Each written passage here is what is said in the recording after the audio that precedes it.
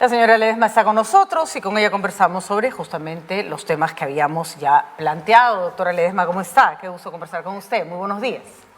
Un gusto nuevamente saludarte, Patricia, y a través tuyo a todos tus seguidores.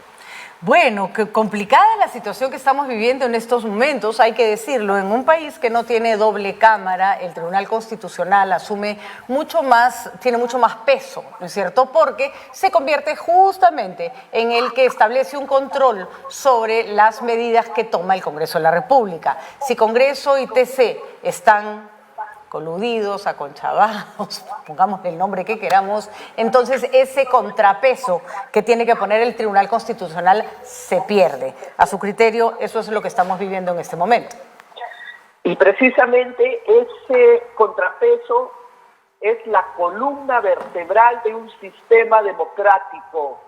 Esa es la columna vertebral que se expresa en que el poder, que es uno solo, se reparte, ¿no?, en competencias, se ejerce en una lógica de equilibrio y sobre todo bajo una lógica de control.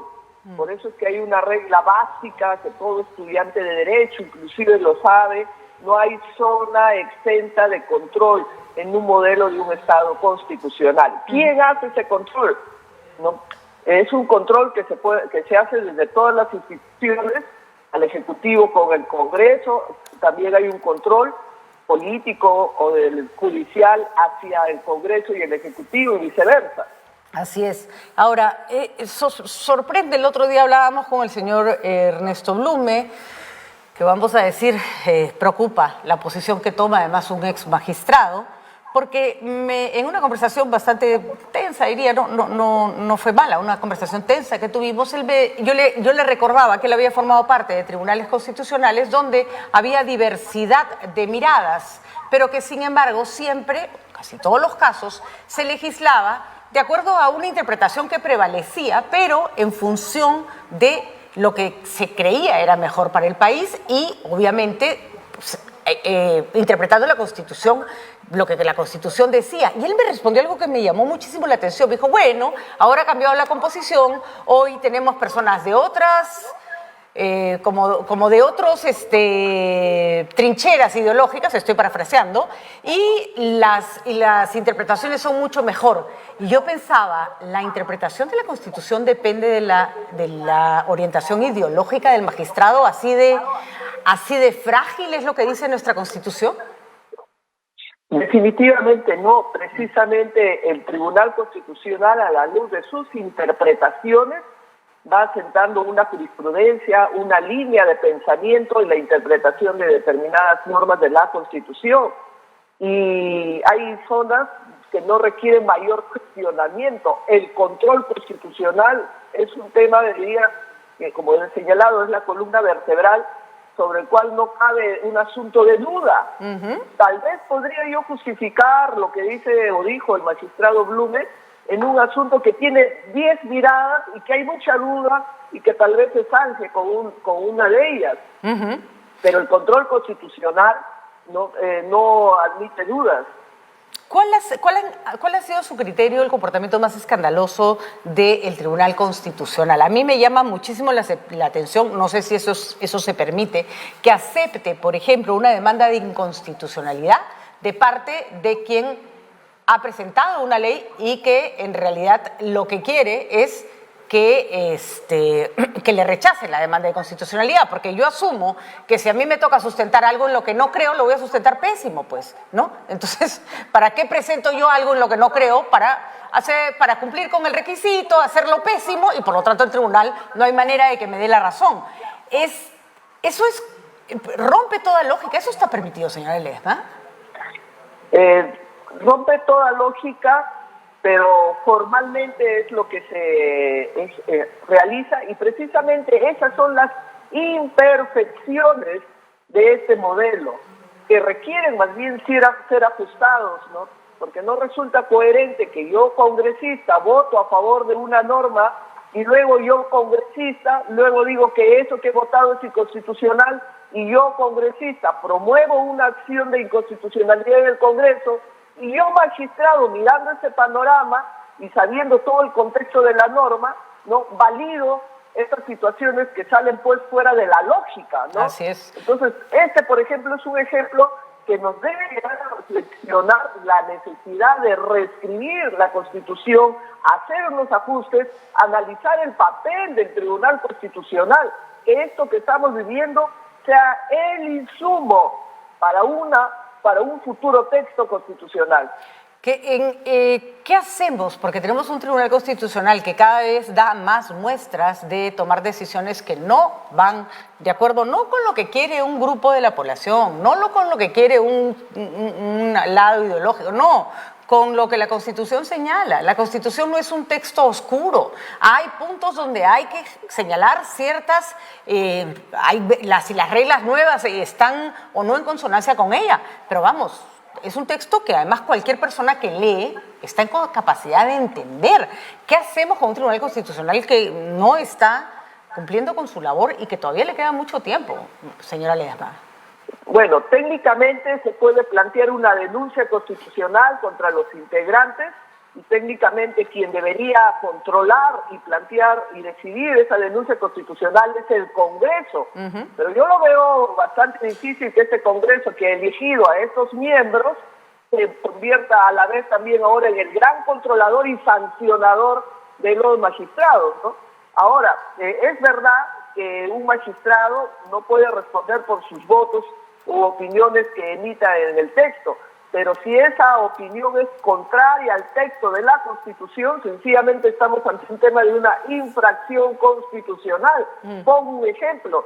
La propia Constitución señala que el tema tributario es un tema sensible, porque el Estado se mueve en atención a la recaudación tributaria para poder lograr los fines sociales, de educación, salud y etc. Muy bien, entonces la Constitución dice que solamente el tema tributario se puede modificar, crear, exonerar, cualquier situación por mandato de ley. Sin embargo, el Tribunal Constitucional ha creado una regla en esta última sentencia, no me acuerdo ahorita el caso, en el que licúa el interés de la obligación tributaria. Entonces dirán, bueno, pero es el interés, pero la obligación tributaria no se ha tocado. Pero como todos conocemos, la obligación tributaria para que adquiera su valor, no se licúe su valor, está preservado del interés. El interés con la obligación van juntas. Explico a la población, si yo presto 100 soles, después de 10 años, cuando me devuelva, no va a tener el mismo valor, por eso se acompaña al interés para preservar su valor de la obligación.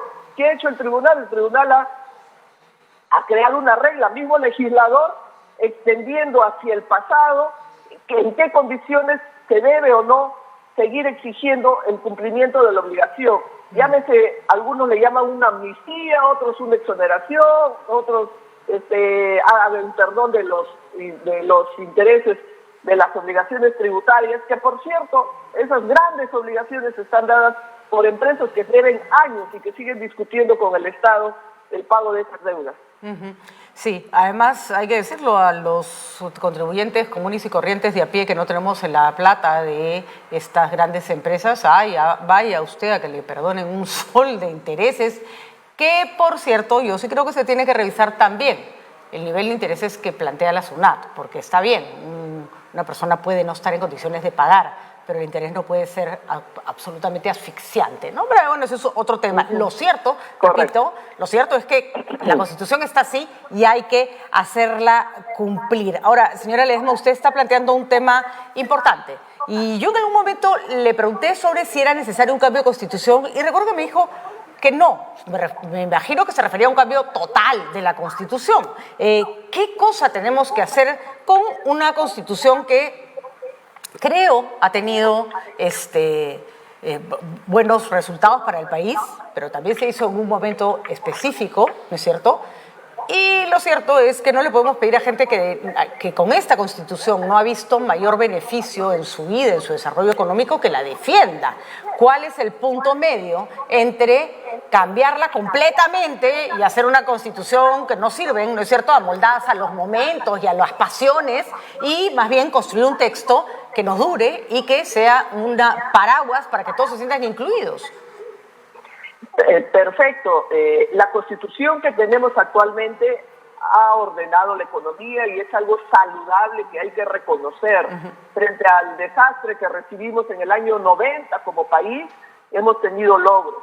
Sin embargo, lo que vemos a la fecha, las interpretaciones que hace el Tribunal Constitucional, las propuestas de reforma constitucional que pretende hacer el Congreso, ¿no? Y una serie de temas que están ahí pendientes de debate, nos debe llevar a todos los peruanos a reflexionar sobre la necesidad de que esta Constitución se reescriba, se reforme en temas puntuales, ¿no? Porque al final y al cabo la Constitución que tenemos es casi el 80% de la copia de la Constitución del 79. Yo les invito a que revisen, tiene mucho de parecido, ¿no? Yo diría un 80% de parecido a la Constitución del 79. Pero esta Constitución se tiene que adaptar y tiene que hacerlo un cónclave, comité o el nombre que quiera, constituyente, donde exprese una revisión de un texto a las necesidades actuales, sin perjuicio de que el Congreso ordinario exista. Yo no soy partidaria que el Congreso ordinario, este o el que venga, que tiene poderes constituidos, sea el que haga la reforma de la Constitución. Hay que asignar un cónclave constituyente donde se dedique expresamente unos 8 o 9 meses a hacer la revisión del texto, someterlo al referéndum y ver si uno está de acuerdo o no con estos ajustes a determinadas partes de la Constitución. No estamos hablando de una asamblea constituyente, estamos hablando de, por ejemplo, lo que significó la Comisión PIS. Miren, yo no quiero tocar el nombre de la Asamblea Constituyente porque genera muchas ronchas a favor, en contra. Lo que yo quiero decir es que la voz de los ciudadanos tiene que expresarse en un cónclave, reunión, comité, entre comillas si quieren asamblea, donde la voluntad de los ciudadanos lleve a través de estas personas, que pueden ser 80 como fue con la anterior asamblea, o más de 100, ¿no? Para que haga una revisión orgánica. Hay que revisar el tema del tema político, hay que plantearnos la posibilidad de que si se va a reelegir a los congresistas, se reduzca el mandato para que las elecciones sean de manera parcial, 2 años y medio con reelección y reelección si desean. Hay muchos temas que volver a revisar y reflexionar todos los ciudadanos, y eso se tiene que dar a través de este cónclave constituyente. Y lo que no podemos hacer es cerrar a piedra y lodo una discusión a la que no le tendríamos por qué tener miedo. A mí me parece impresionante que haya palabras que prácticamente están vetadas, ¿no? Puede estar uno a favor o en contra de una asamblea constituyente, pero no puede ser que no sea materia siquiera de debate o de discusión. Ahora, Patricia, nada más para precisar que yo creo que una gran pregunta que deberíamos plantearnos en este momento a través de un referéndum es: ¿queremos cambiar la Constitución, sí o no? Si la mayoría de ciudadanos dice que no, bienvenido, ya se zanjó esta historia. Y si la mayoría dice sí, bueno, empecemos a promover en qué forma y todos los mecanismos que se tendría que adoptar para ello. De acuerdo. Repito, lo que no podemos hacer es ignorar el tema. Ahora, doctora Ledesma, hay una cosa que me asusta, ¿no? Está en discusión otra vez el tema de la píldora del día siguiente en el Tribunal Constitucional. Tengo la esperanza de que no se retroceda con respecto a lo que ha sido un derecho para las mujeres y además para las mujeres de menos recursos, porque las mujeres que sí tienen plata pueden seguir comprando su pastilla y su píldora en una farmacia. El problema es que a mí me aterra el tipo de preguntas que se hacían a la hora de elegir a los magistrados. Hemos visto que se les preguntaba: ¿cree usted en el aborto? ¿Cree usted en la píldora del día siguiente? ¿Cree usted en la familia conformada por personas de su mismo sexo? Y yo decía, ¿qué les importa? Lo que piense ese magistrado o ese abogado no tiene nada que ver con lo que va a tener que decidir en función de la Constitución tal cual existe, ¿no es cierto? Y el TC no tiene la libertad de cambiar la Constitución. Es decir, si la Constitución dice que el aborto no está permitido, por más que el tribuno crea que el aborto es una opción, no lo va a poder aplicar, punto final. Y era como tratar de buscar a personas adecuadas para preservar cierta mirada del mundo. Con esa manera como se han estado eligiendo los miembros del Tribunal Constitucional, ¿qué garantías tenemos que los derechos fundamentales ya bastante recortados para ciertas minorías, se mantengan. Siempre yo le he dicho, cuando he emitido mis votos, que un juez no puede trasladar sus preferencias, sus complejos, sus frustraciones, sus anhelos, ¿no? Un juez tiene que interpretar un pedido de los ciudadanos a la luz de las normas básicas de la Constitución, nos agrade o no nos agrade, ¿no? Porque una cosa es nuestro fuero interno y otra cosa es la función que se nos encarga. Por eso, una vez más digo, ser juez, un abogado litigante ponerse en la toga de ser juez no es lo mismo, ¿no? Yo respeto mucho la labor de los abogados litigantes y están formados para ellos, pero un juez también tiene otro tipo de formación que hace que tenga una mirada más holística y una mirada siempre escuchando ambas partes y alejándose de una de las preferencias que pudiera tener, ¿no? Mirar siempre con una regla objetiva, que es la interpretación de una norma constitucional. Y concretamente en el tema de la píldora del día siguiente, sería inaudito si el tribunal no diera un apoyo a favor de lo que piden las demandantes, porque la píldora del día siguiente es una opción que se viene dando en cualquier empresa farmacéutica privada, donde cualquier persona que tiene recursos económicos va y compra el anticonceptivo. Pero sin embargo, si la mujer no tiene la capacidad económica, tampoco tiene la posibilidad que el Ministerio de Salud le pueda asignar. Bueno, ahora está con una medida cautelar que se logró felizmente en el Poder Judicial. Los jueces del Poder Judicial lograron amparar ello, ¿no? Pero por un tema de igualdad, no, pues no es posible que quien sí tiene recursos vaya a una farmacia, compre una píldora anticonceptiva y sin embargo quien no tiene recursos, porque la lógica del Estado no es repartir la píldora del día siguiente, porque consideran o quieren justificar por decir que se puede hacer anticonceptiva, está condenada a cargar un embarazo no deseado y peor todavía cuando esto es producto de la violación. Hay que tener en cuenta que este delito ha crecido potencialmente en nuestro país. Así es. Inclusive hay jóvenes, adolescentes que están involucradas en ello, ¿no?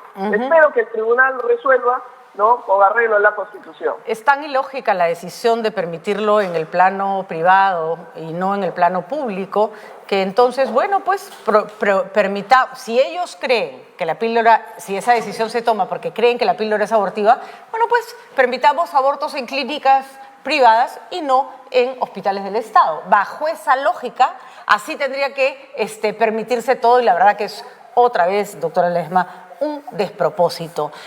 Bueno, no esperamos mucho de este Tribunal Constitucional. ¿En cuánto tiempo nos queda de estos miembros? Que además todos se van a ir juntos, lo cual es muy peligroso. Deberíamos también insistir en que la composición del Tribunal Constitucional no sea en bloque, sino porque así se puede ir generando contrapesos cuando tienes un Tribunal Constitucional en que todo el tribunal actúa de la misma manera, ¿no?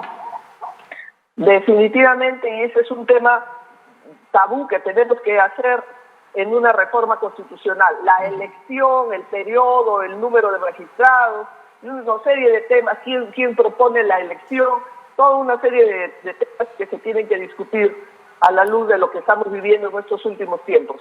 Tanto por resolver, señora Ledesma, tanto por arreglar, pero bueno, no nos cansaremos hasta conseguir tener por lo menos un marco constitucional y una serie de reglas que nos permitan seguir adelante. Le agradecemos muchísimo su claridad siempre con respecto a estos temas y su vocación de no quedarse callada, que francamente celebramos desde acá. Que tenga usted un muy buen día. Muchísimas gracias. Gracias. Y a ustedes también. Gracias. Muchísimas gracias. La señora Marianela Ledesma, expresidenta del Tribunal Constitucional, formó parte de el último Tribunal Constitucional, el que reemplazó el actual lo reemplazó.